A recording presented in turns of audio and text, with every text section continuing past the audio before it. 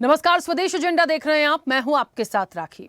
National Herald case में सोनिया गांधी और राहुल गांधी के खिलाफ एक नई एफआईआर ने राजनीतिक हलचल मचा दी है।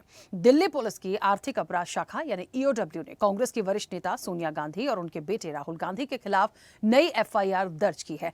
इसमें आपराधिक साजिश, धोखाधड़ी और विश्वासघात जैसे गंभीर आरोप लगाए गए हैं।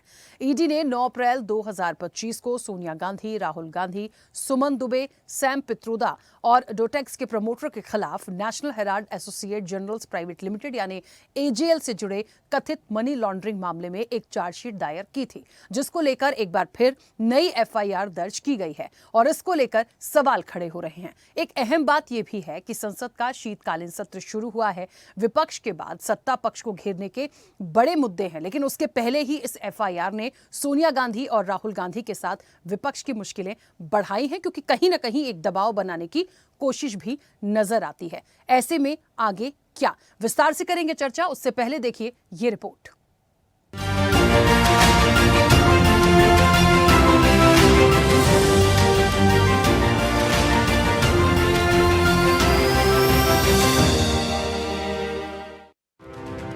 नेशनल हेराल्ड केस में सोनिया गांधी और राहुल गांधी पर नई एफआईआर पर घमासान तेज है। नेशनल हेराल्ड केस की जांच शुरू हुए 10 साल से ज्यादा हो चुके हैं। ये जांच मुख्य रूप से कांग्रेस नेताओं सोनिया गांधी और राहुल गांधी पर केंद्रित है। राजनीतिक बहस ने कानूनी तथ्यों को ढक दिया है, जिससे आम लोगों के लिए मामला समझना मुश्किल हो गया है। ऐसे में ये जानना जरूरी है कि नेशनल हेराल्ड केस आखिरकार है क्या। कथित तौर पर सैकड़ों करोड़ रुपए की हेराफेरी से जुड़ा ये हाई प्रोफाइल मामला सामने कैसे आया, गांधी परिवार का नाम इससे क्यों जुड़ा। इस पूरे मामले को शुरू से देखें तो इस प्रक्रिया के लिए यंग इंडियन प्राइवेट लिमिटेड नामक कंपनी बनाई गई। एजेएल का कर्ज यंग इंडियंस को स्थानांतरित किया गया और एजेएल की शेयर होल्डिंग यंग इंडियन के पास चली गई। सिंघवी ने स्पष्ट किया कि इस पूरे प्रोसेस में ना तो कोई पैसा ट्रांसफर हुआ और ना ही कोई संपत्ति। यंग इंडियन कंपनी के डायरेक्टर्स में ऑस्कर फर्नांडिस, मोतीलाल वोरा, सैम पित्रोदा, सुमन दुबे, सोनिया गांधी और राहुल गांधी शामिल हैं। सिंघवी ने बताया कि ये एक नॉन प्रॉफिट कंपनी है। उधर सरकार का दावा है कि एजेएल की 99% हिस्सेदारी यंग इंडियन के पास चली गई, इसलिए एजेएल की संपत्तियां भी यंग इंडियन के पास चली गईं और मनी लॉन्ड्रिंग हुई। सिंघवी ने इसे विचित्र और अद्भुत बताया, क्योंकि वास्तव में कोई पैसा या संपत्ति स्थानांतरित नहीं हुई थी। सिंघवी ने बताया कि इस मामले में पहले ही एक चार्जशीट दायर हो चुकी थी, जो अभी राउज एवेन्यू के स्पेशल कोर्ट में लंबित है। इस पूरे केस में अब तक क्या क्या हुआ, आइए आपको बताते हैं। सिंघवी ने कहा, ईडी के एक्ट के अनुसार केवल सरकारी विभाग या अधिकारी ही शिकायत दर्ज कर सकता है, लेकिन इस केस की शुरुआत सुब्रमण्यम स्वामी की निजी शिकायत से हुई थी। बाद में स्वामी ने खुद कोर्ट से इसे स्टे करवा लिया। उन्होंने कहा कि 4 महीने पहले उन्होंने बहस की थी कि सरकारी शिकायत न होने की वजह से ईडी इस मामले में शामिल नहीं हो सकती।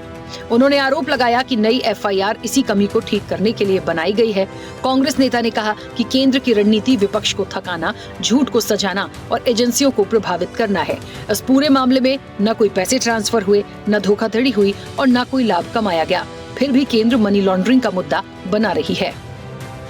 दरअसल ये मामला 26 जून 2014 को पटियाला हाउस कोर्ट के मेट्रोपॉलिटन मजिस्ट्रेट द्वारा लिए गए आदेश से शुरू हुआ था। दरअसल 2013 में सुब्रमण्यम स्वामी ने सोनिया गांधी, राहुल गांधी, मोतीलाल वोरा, ऑस्कर फर्नांडिस, सैम पित्रोदा, सुमन दुबे और मिसेस यंग इंडियन के खिलाफ एक शिकायत दर्ज कराई थी। ईडी ने 9 अप्रैल 2025 को पीएमएलए के तहत मनी लॉन्ड्रिंग के आरोप में चार्जशीट दायर की। इसमें कथित तौर पर 5000 करोड़ से अधिक के बाजार मूल्य की अपराध की आय शामिल है, जबकि कुल अपराध की आय 2000 करोड़ बताई गई है। 2010 में एजेएल यंग इंडियन के प्रमुख अधिकारियों और अखिल भारतीय कांग्रेस कमेटी के प्रमुख पदाधिकारियों पर 2000 करोड़ की एजेएल की संपत्तियों को हड़पने की आपराधिक साजिश रचने का आरोप है। ये साजिश एजेएल के 99% शेयर केवल 50 लाख में यंग इंडियन को ट्रांसफर करके पूरी की गई। यंग इंडियन में सोनिया गांधी और राहुल गांधी की हिस्सेदारी मिलाकर 76% थी। आरोप है कि आरोपियों ने आपराधिक साजिश रचकर एआईसीसी द्वारा एजेएल को दिए गए 90.21 करोड़ के बकाया लोन को 9.02 करोड़ के इक्विटी शेयरों में बदल दिया और ये सारे शेयर यंग इंडियन को केवल 50 लाख में ट्रांसफर कर दिए।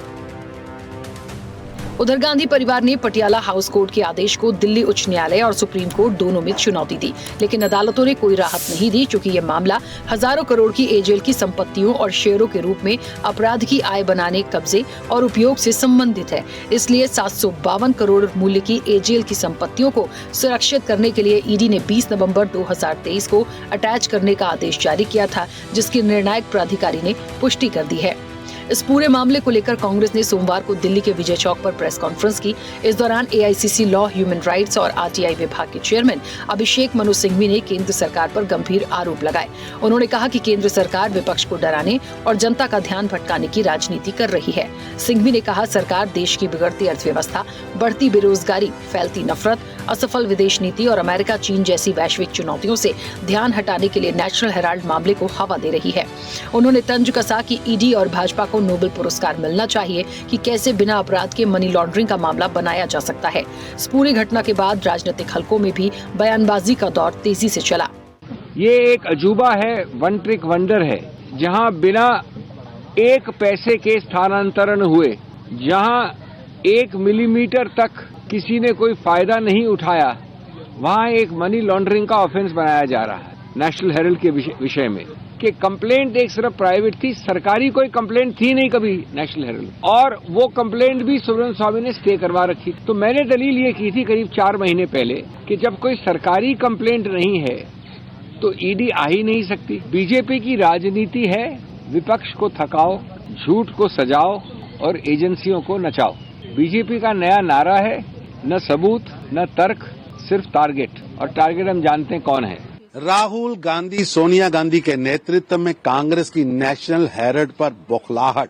सिर्फ 50 लाख में 90 करोड़ का कर्जा माफ कर संपत्तियां हथियाना कांग्रेस ने एक बड़ी साजिश के तहत किया है, और कांग्रेस राजनीतिक नाटक कर रही है। कांग्रेस भाषण देने के बजाय नेशनल हेराल्ड की लूट का जवाब दें। सच देश जानना चाहता है, कैसे देश के स्वतंत्रता सेनानियों द्वारा दिए गए पैसे को गांधी नेहरू परिवार ने लूट लिया। अभी मामला अदालत में है और अदालत के फैसले का हम सबको इंतजार है।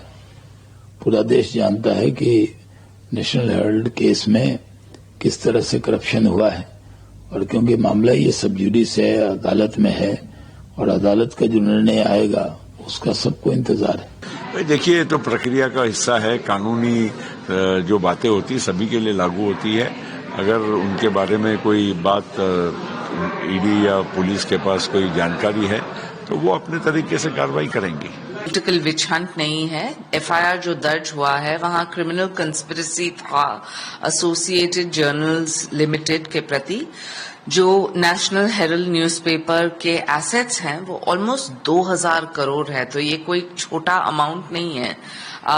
एफआईआर में ये सिद्ध हुआ है कि गांधी परिवार ने कैसे एजेएल के एसेट्स अक्वायर किए यंग इंडियन के थ्रू, और जो गांधी का स्टेक 76% है, तो उनको भी ये सच्चाई पब्लिक डोमेन में लाना ही चाहिए। ये तो देखिए, ये तो जो अन्वेषण इकाई है उसका हिस्सा है।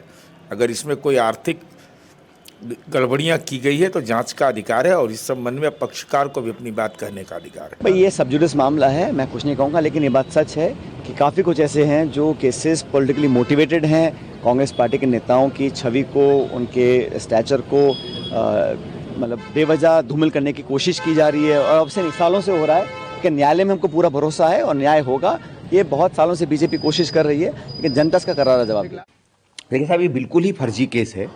इसमें क्योंकि बार बार हमारे लॉयर्स ने कहा है, नेशनल हेराल्ड के, राहुल जी के, सोनिया जी के, कि कहीं मनी लॉन्ड्रिंग का केस तो बनता ही नहीं है।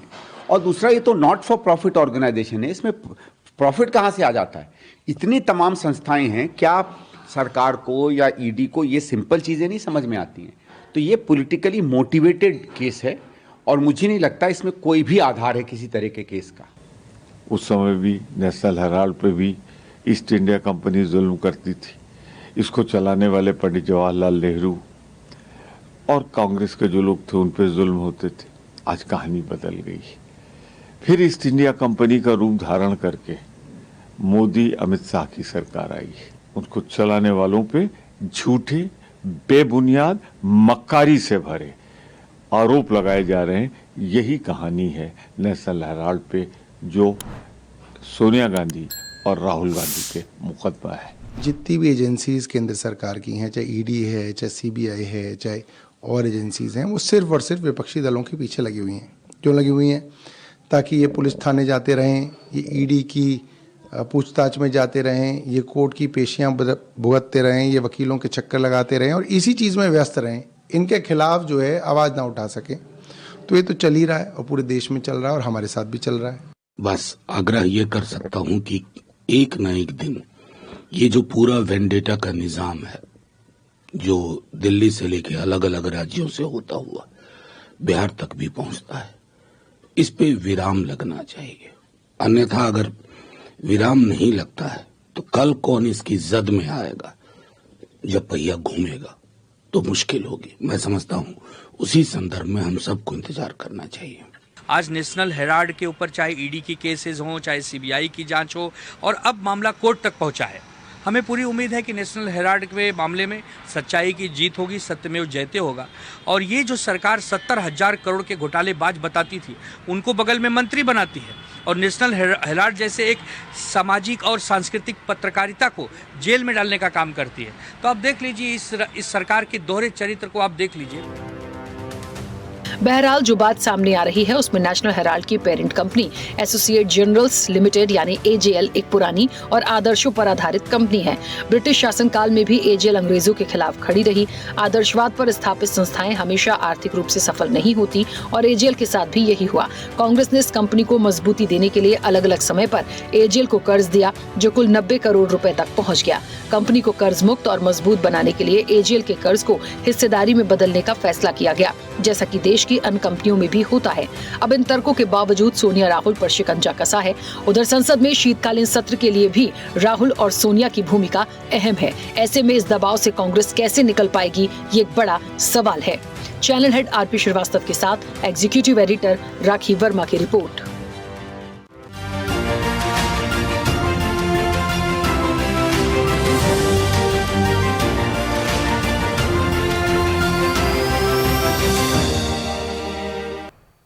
ऐसे ही वीडियोस के लिए लाइक करें, शेयर करें, फॉलो करें।